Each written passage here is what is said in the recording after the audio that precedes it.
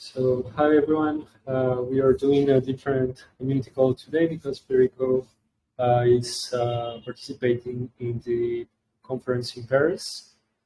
So, well, we will start with JP. I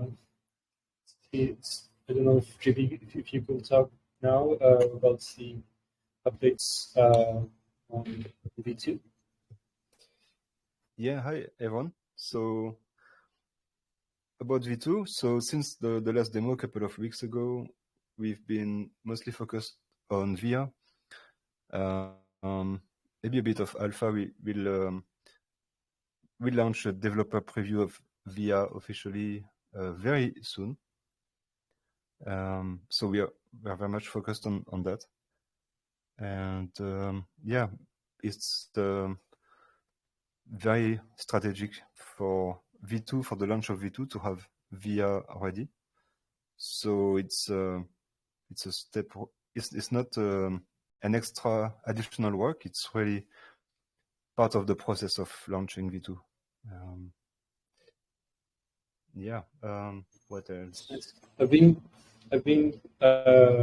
hearing lots of conversations about bridges, and there was Nancy's chain post about that. Yeah. Are you like monitoring that, or is there anything that you can comment on that? Yeah, I think there are different trends that we are observing with bridges, and I think some of the bridge providers are starting to pay attention to to being a bit more permissionless, more than maybe the previous solutions. But there's also another trend, which is about modularity in bridges, which kind of increases the complexity of the implementations. So yeah, it's a complicated topic. I'm not sure I want to get into details, but yeah, I think the story is about not making cross-chain applications locked in with particular vendors, with particular bridge solutions, being able to switch and even to use different bridges for different use cases in the same protocol. And yeah, there are different types of modularity that are possible, either off-chain or even on-chain.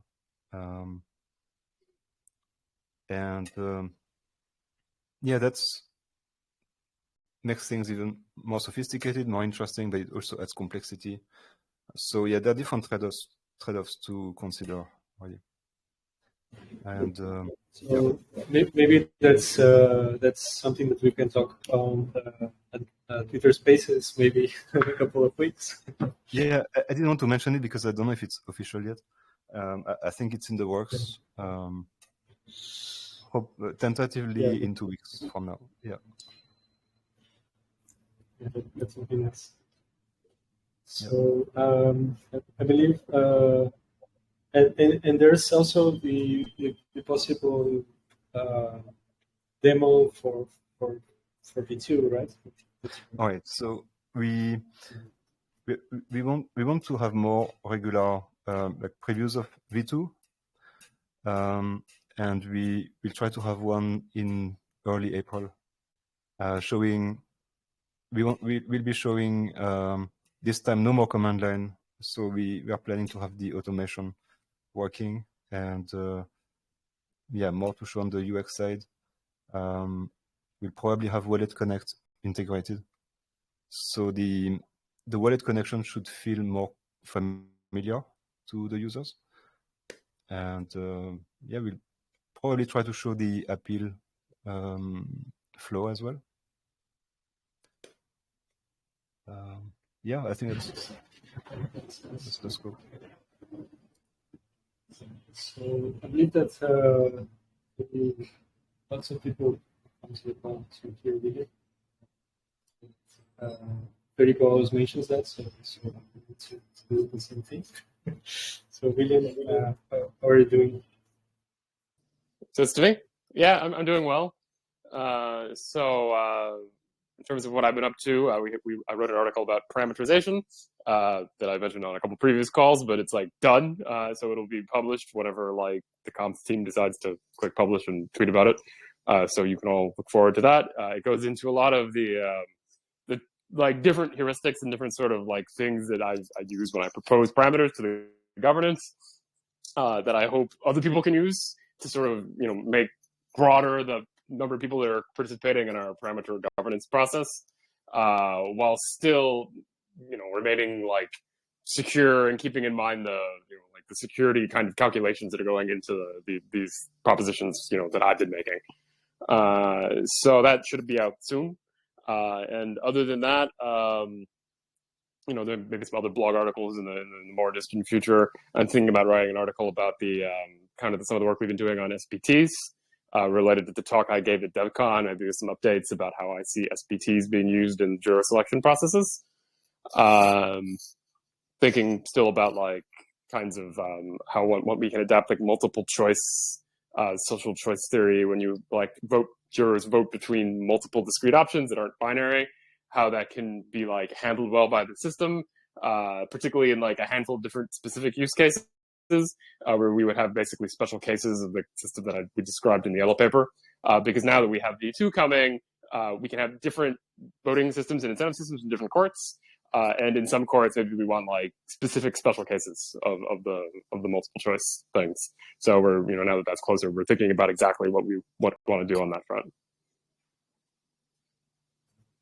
That's nice. So about the article, we will get to publish it today probably.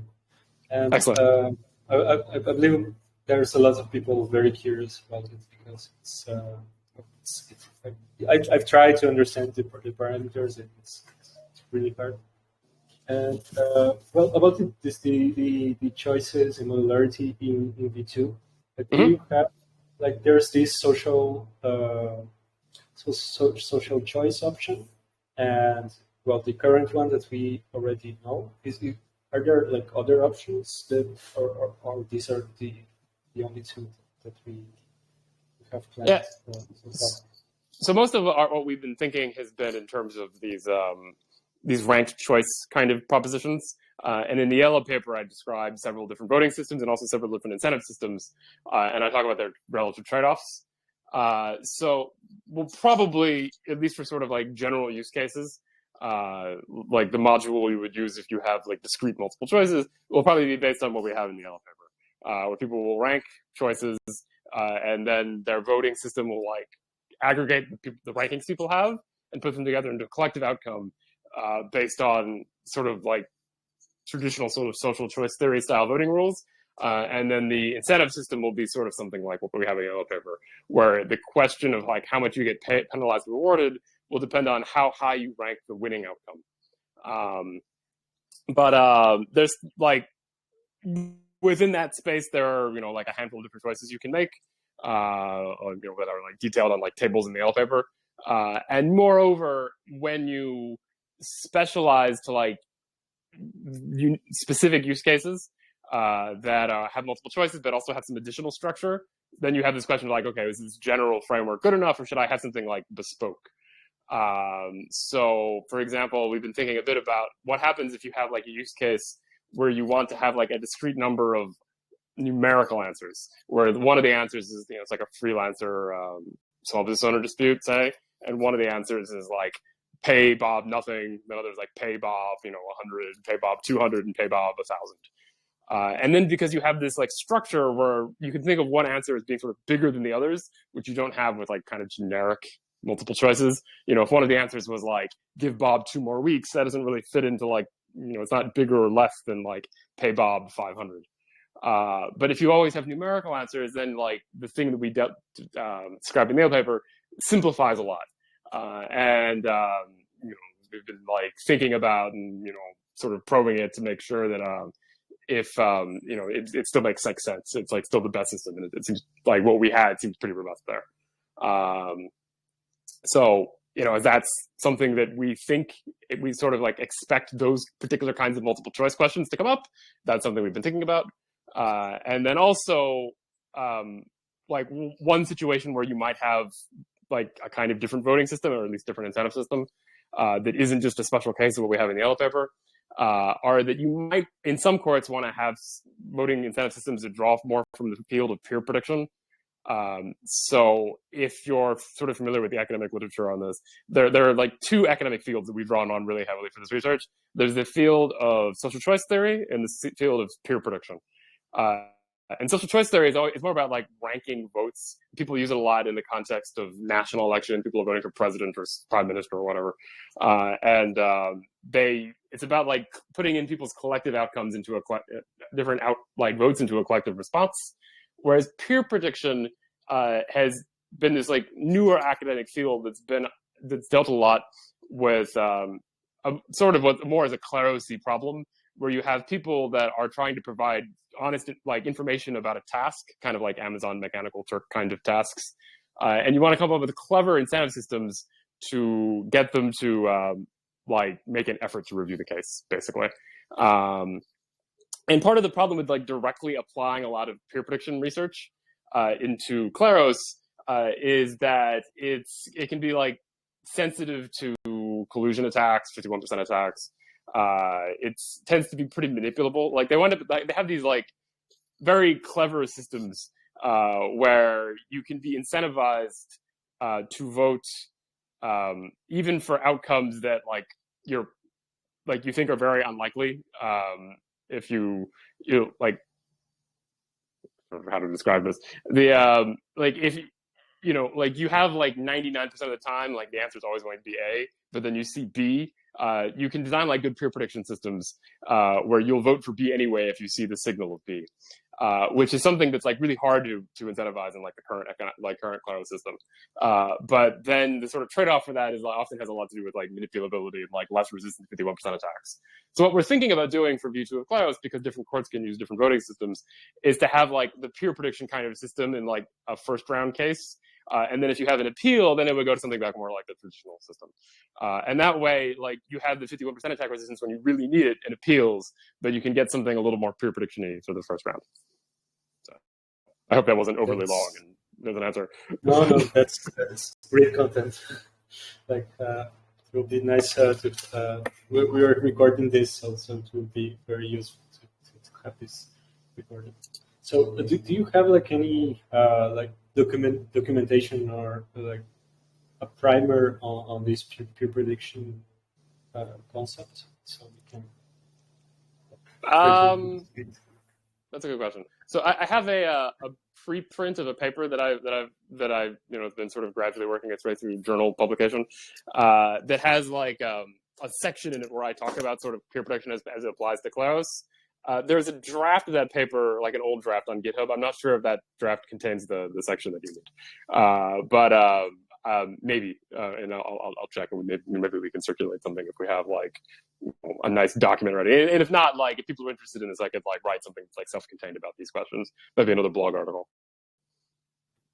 Yeah. Otherwise, we can just ask ChatGPT and see it first. Thank you. Okay, thanks a lot, Ruben. So let's go to green left. That's a shame. So let's go to, well, Juan, I don't know if you give, you don't give constant updates, but maybe you have something to talk about, since there has been a lot of going in the DeFi world in the last couple of weeks. We don't used to make like updates of the DeFi, but we can mention another thing like so as we talked last weeks regarding the demo code, and we are like improving like some guides and explainers for everyone to want to get interiorized into how to run the demo code in your local university or our local workshop, so you can get in touch. And also in case you're a Spanish speaker, I don't see urgent here, but please be follow link with the next days. That might be a request of translation quite interesting. So yeah, it will be good to do. And yeah, from my side, nothing else. Sure. Great. Yeah. Yeah. That's. I believe that Abir has something about this this test trial, right, for students. I don't know, Abir, if you were able to talk right now, and if you're able to reveal Honestly, something no, about what's your thought. I don't really have much to share. This is all very preliminary. All I can say is that I've got the green light to start bringing Kleros workshops and demos eastward. So we're gonna test it out. I think in October sometime. We're gonna be hosting a massive junior law scholars conference, and I'll be. I've booked around a slot of around 2 to 3 hours where we can introduce the audience. Most it's going to be international, but mostly people from East and Southeast Asia, so we can introduce these legal academics from these places, which are sort of the next adoption market for Kleros after Latin America and Europe, and give them some hands-on practical introduction to how Kleros course work. But it needs to keep getting better the more we use these. So I think that whatever Juan is implementing right now, I hope that goes well. But ultimately, we'll also have to sort of refine this a bit, focus more on. You can call this the user experience aspect as well, when you're trying to have interesting good cases which really let the people immerse themselves in the position of a jury. So that might take a bit of time to sort of bring together, but when we have that rolling in, that you can probably end up considering this as a standard fun event in, let's say, blockchain or law conferences around the world, just a fun side event that people will want to attend because it's so much cooler and so much fun than just sitting there and watching a bunch of losers yapping their mouths off and trying to be all self-important, maybe attract the ladies, except ladies are not attracted to crypto geeks, so good luck with that. So I think, yeah, forget this entire rant. The point is that uh, I think we are on track to making a nice, refined sort of workshop series, all open source, that we can give out to universities to try on their own.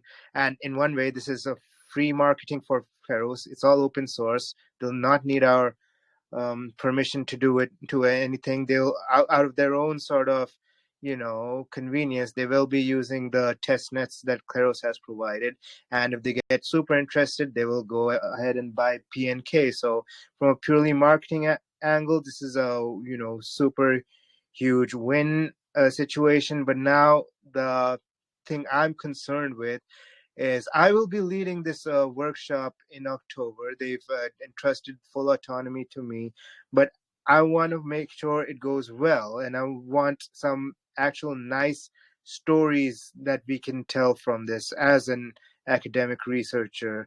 Some, some actual meaty participation that we can get, and that's going to be contingent on us sort of figuring out what kind of inputs we have for these jurors to act upon. Stuff like, I don't know, evidence vignettes, or there can be certain questions referred from existing prediction markets, things like that. Just take them through the entire gamut of potential cases they might come across, even if it's like something like issues that the DAOs are facing already. Something like this was not in the policies expressly, but you turned it into precedent. So should this precedent actually supposed to override the policy, stuff like that. Another issue that we're seeing right now is of resubmitted profiles being rejected because they were, they were submitted at a time they were valid, but then the terms for validity changed. I think the common consensus right now is that this profile submission should be resubmitted in accordance with the new rules. But another line of thought would say that no, these existing submissions should actually be grandfathered in, and challengers should not screw around with them. So there are all these weird kind of issues that might creep up. Ideally, if we were having a workshop, I would want to include instances and cases where we can run the jurors through all of these potential roadblocks or idiosyncrasies that they may face. And that gives us better data as well based on their commentary and their experience about how they felt. That allows us to get real world insights, not a bunch of losers on the blockchain with no social life, but real world insights that was going to allow us to make a more, let's say, sophisticated and robust product.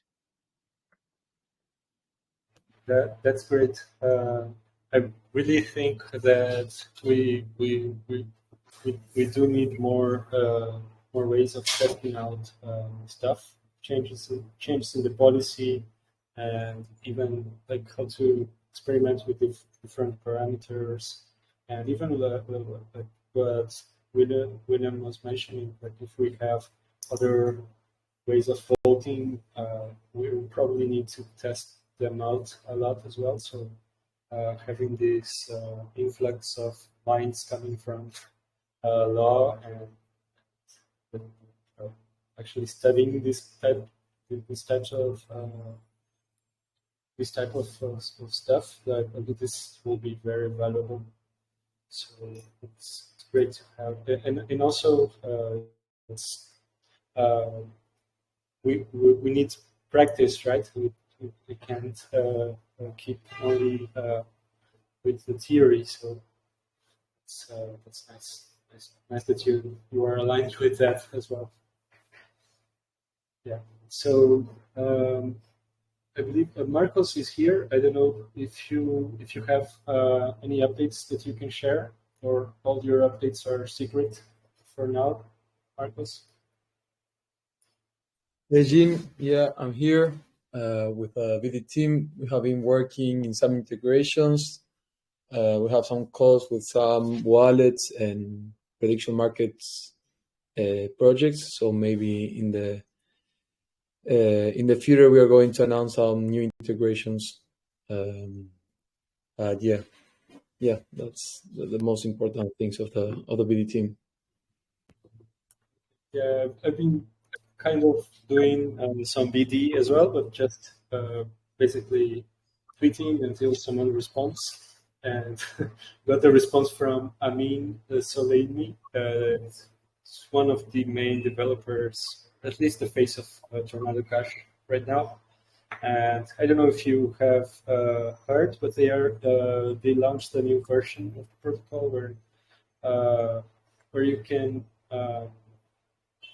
you can choose to mix your deposit with a list of addresses that are not included in the list of, for example, bad actors like North Korean hackers, other OFAC compliant.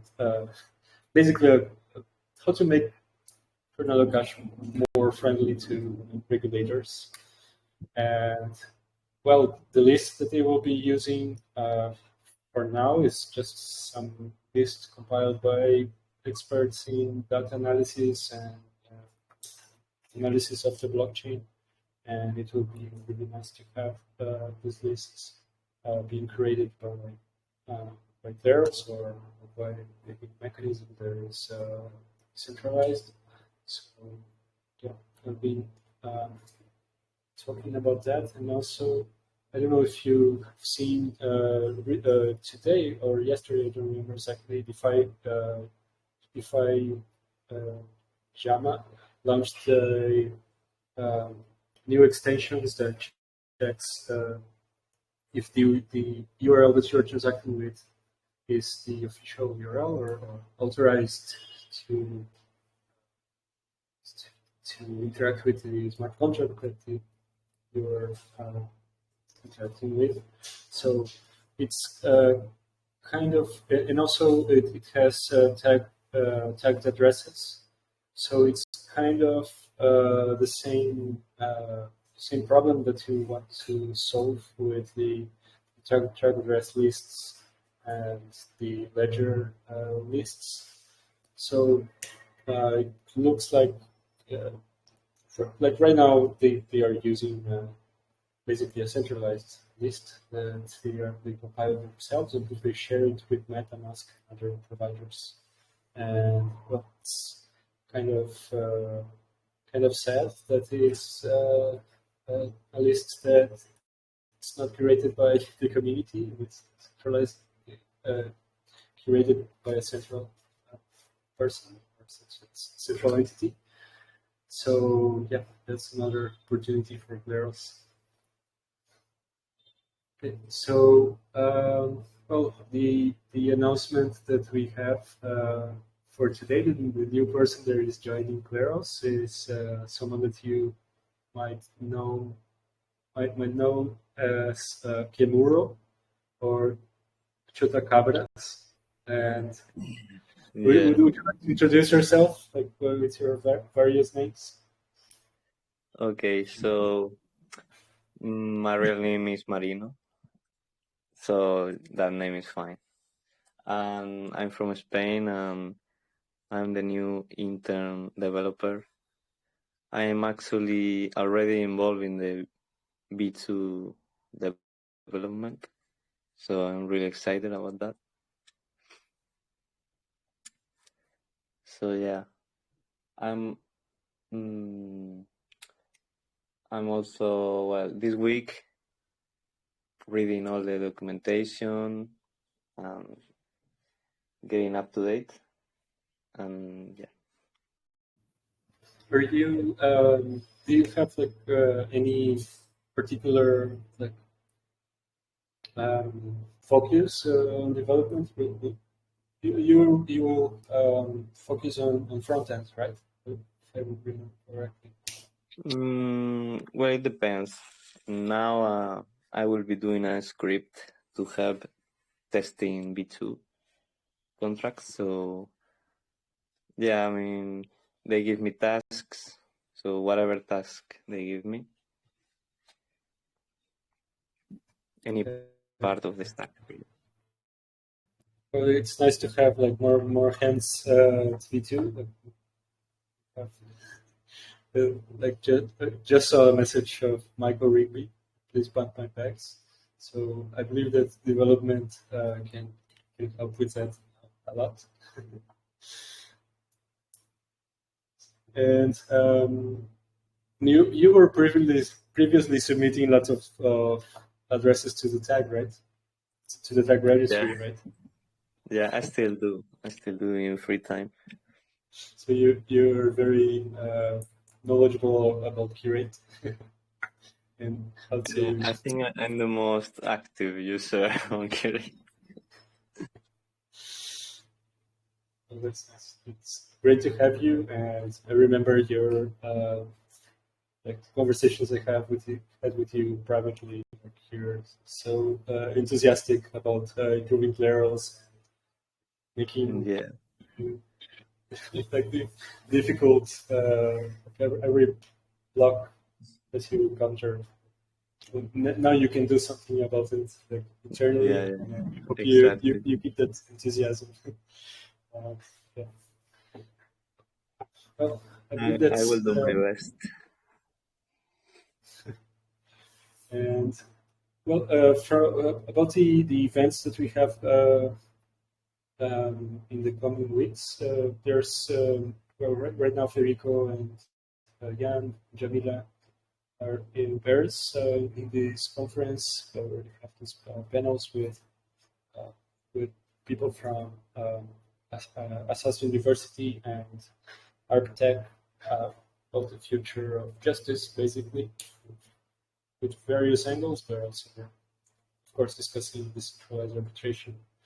And at the end of March, there will be another event in Paris from about arbitration as well.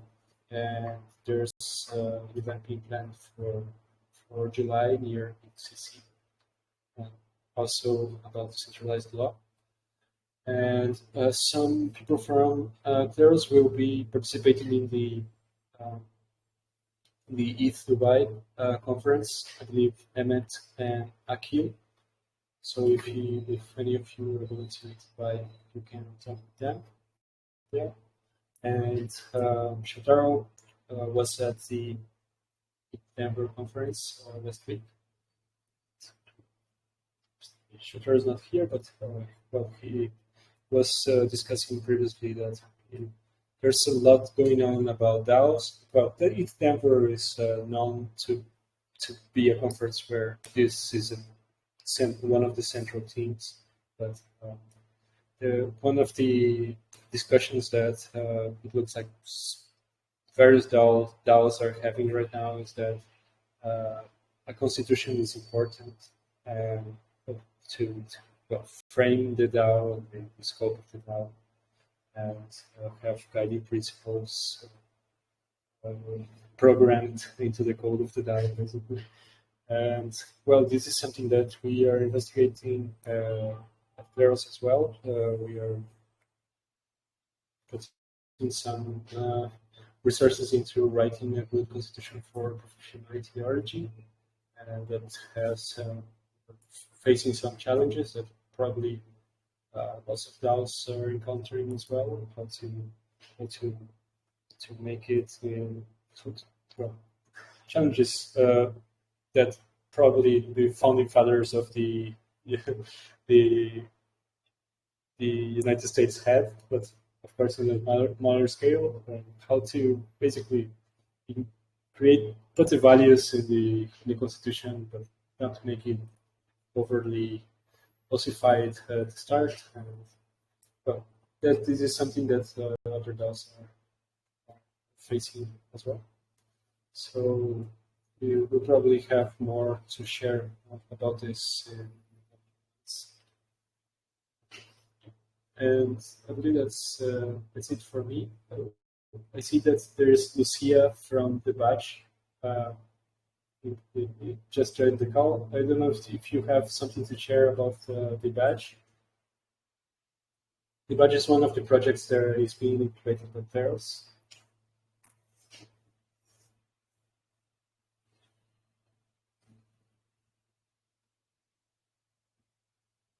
Yeah, maybe not. But regarding projects integrated by Kleros, we recently had a proposal from the UBI project, which is a marketplace. The proposal was rejected, but the project is still going on. They are on pre-production, and you can test it. I'll send you the link if you're interested. And the project will use proof of humanity for profiles to avoid civils, basically, and to create a reputation layer on top of it. They're also using what Talent Layer is creating. That aims to create this reputation layer, and using Kleros for escrow and for curation. So it's to be deployed, if I remember correctly, on Gnosis chain and also on the Binance chain and mainnet. So, well, if you are interested, I'll share the link. And that's it for me today. I don't know if anyone has any questions or comments.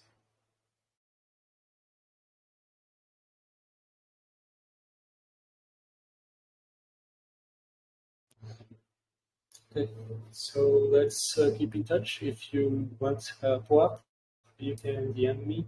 I have the links. I can send it to you.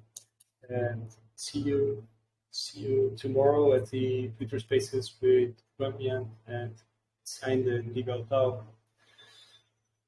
Bye. Bye. See you. Bye, see you. Bye.